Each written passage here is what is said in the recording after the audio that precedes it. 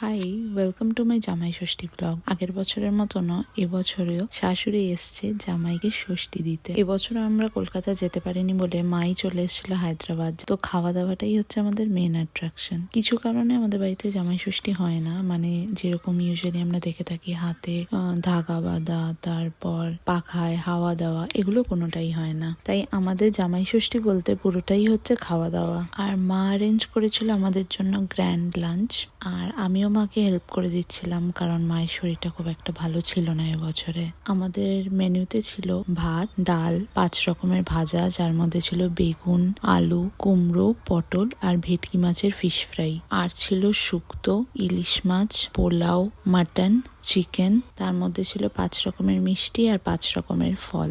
এমনিতে তো শাড়ি পরা হয় না, কিন্তু জামাই ষষ্ঠী বলে সেদিন শাড়ি পরেছিলাম। আর এই ছিল আমাদের জামাই ষষ্ঠীর আয়োজন। বাই।